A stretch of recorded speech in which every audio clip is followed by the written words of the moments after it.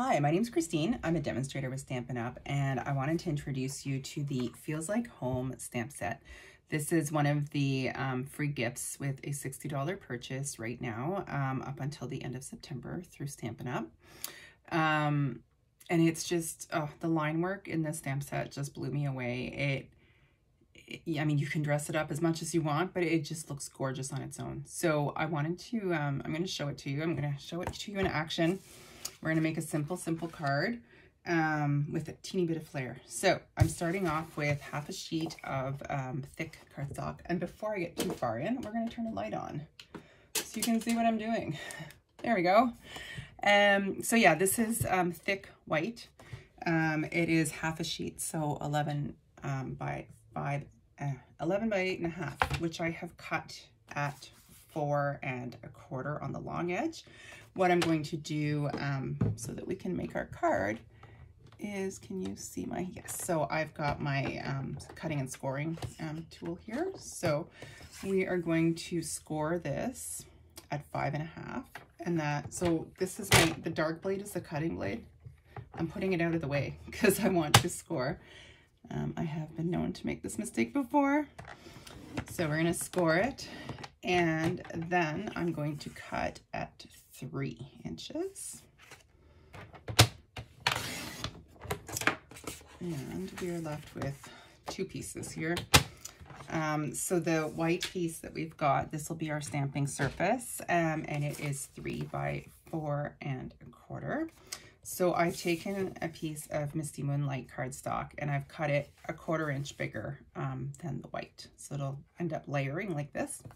So I'm going to set the rest of the card aside and we're going to focus on this piece. So this beautiful front door with the bicycle and the trees, it makes me think of, I don't know, something European or country, or, oh, it's just so pretty. So our red rubber stamps come without this sticker. You add those yourself from the sticker sheet. I keep my sticker sheets so that my stamps don't end up sticking to my my case. This way they're sitting on top of that sheet and they stay put. So yeah, and the easiest way I've found to add these stickers is to mount the sticker onto your block and then bring your block to the stamp. And it just makes it a lot easier to line them up. So this is a larger stamp, so we need block E for this one. And I'm going to use Misty Moonlight ink on this, as you may have guessed. So when I'm working with a larger block like this, I tend to bring the ink to the stamp. You're going to gently pat it, don't moosh it. And the reason you want to be careful with this is you don't want to get ink inside all those fine lines, because otherwise you'll just end up with a muddy image. So if you do get this stamp set, I recommend that you practice first to make sure that it looks the way you want it to. So I've inked up my stamp, and it's easiest to line it up with the door frame at the top to the top of your sheet that you're stamping onto. Otherwise you can end up with a pretty crooked looking image. Again, trial and error. So there is our image. Isn't that just stunning? Like, you don't need to do anything else to this. It's just so beautiful. Oh, before I put the blue away, we're going to add a sentiment to it. Now, I really want a thank you sentiment on this, so I'm going to get creative with some sticky notes. There is no plain thank you. It says I can't thank you enough, and it's quite long, so I don't want to, it'll be in the way. So what we're going to do is, sorry, I just thought of this on the fly, and of course now I'm not ready. So we're going to take sticky notes to the rescue, and I'm going to cover up the words that I don't want. So this is a very simple yet effective technique. And the thing you have to be careful is to cover the whole word that you don't want and none of the word that you do want. Otherwise it defeats the purpose. So I'm just taking off I can't and enough. And we're going to ink that up. Remove our sticky notes. And I'm just lining up the thank you. There we go. Oh, the stamp set. It just, honestly, I haven't been this excited about. I mean, I know I love my penguins and you've seen a lot of penguin videos lately, but this is just a completely different, different type of stamp, I guess. Just the line work in it is just so beautiful. So to build our card, it's a very, very simple one. I'm folding at the score line. So that is our card base. And I like to use thick paper for our card bases because it stands up really nicely so the recipient can display it.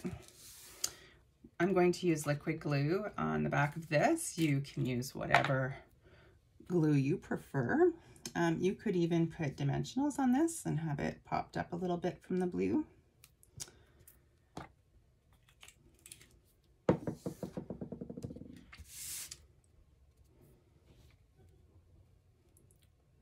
So I'm just attempting to line this up. This is why I like to use liquid glue, is I have a teeny bit of wiggle room before it sets that you haven't got with some of the other glues.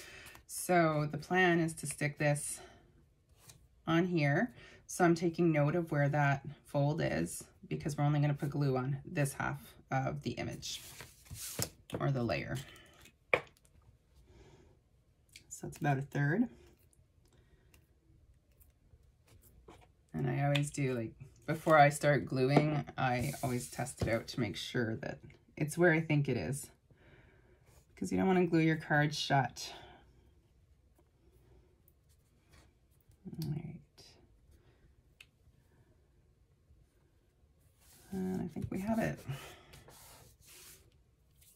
So that is our simple, feels like home in Misty Moonlight. Now, I also made another one. This is the same card using Early Espresso, so the dark brown. I find it almost has like a sepia look to it. So pretty.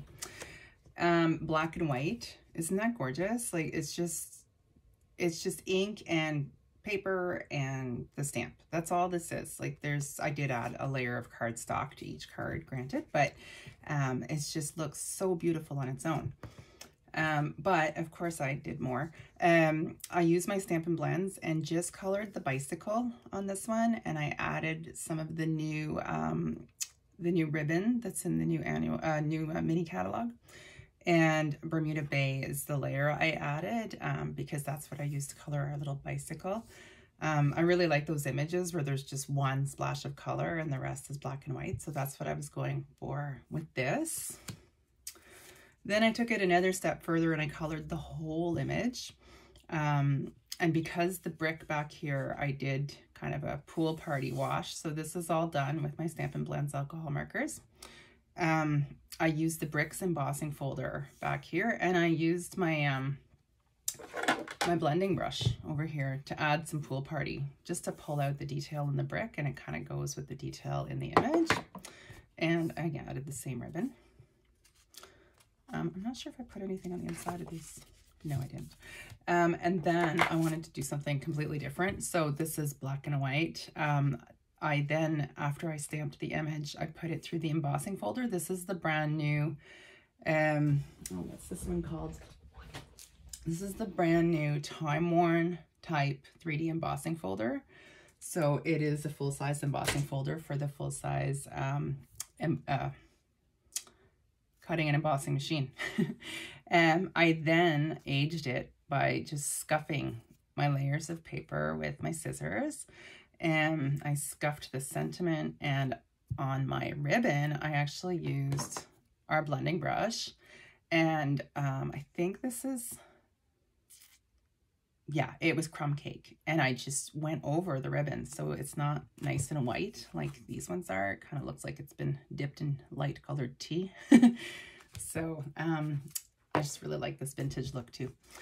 So it's a beautiful stamp set. It's very versatile. If you enjoy coloring, it is fantastic. Lots of little details. It'd be great for watercolor pencils too. And just so many possibilities with what you can do with this one. So it is available until the end of September with a $60 or more purchase. So please let me know if you have any questions, need help placing an order, or deciding what it is that you'd like from the new catalog or the annual. I'm happy to help you with that, and have a wonderful day. Thank you for watching.